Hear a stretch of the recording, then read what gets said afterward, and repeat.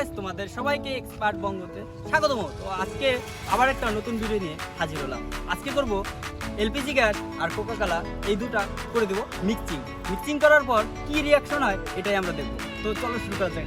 তো গাইস, আমাদের LPG gas আর Coca কোলা এই দুটা মিক্সার করবো, কিন্তু ডাইরেক্ট আমরা মিক্সার করতে পারবো না। এর জন্য আমাদের করতে হবে একটা প্লাস নিতে হবে, আর প্লাস নিয়ে এইভাবে পুশ করতে হবে।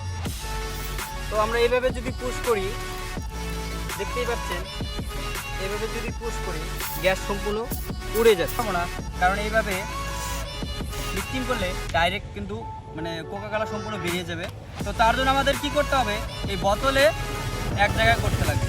এইভাবে দেখছেন জলের মতন বেরোচ্ছে, লিকুইডের মতন। আর এটা কিন্তু বাড়িতে একদমই ট্রাই করবে না, কারণ আমরা অনেক এক্সপেরিমেন্ট করি তারপর করি।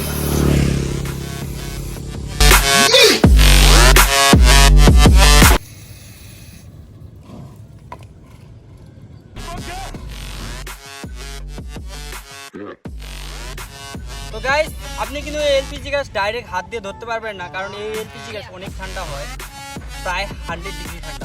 দেখতে পাচ্ছেন জলের মতন কিন্তু লিকুইড বেরোচ্ছে।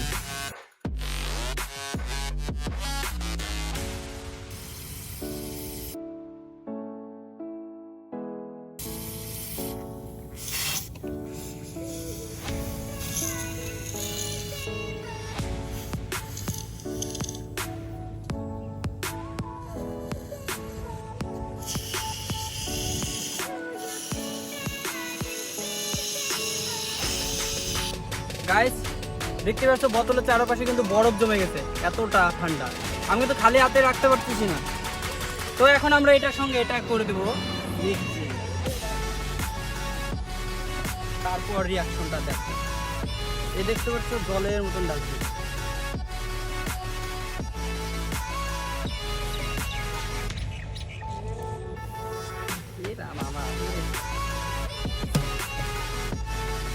এখন দেবো এটা উল্টে।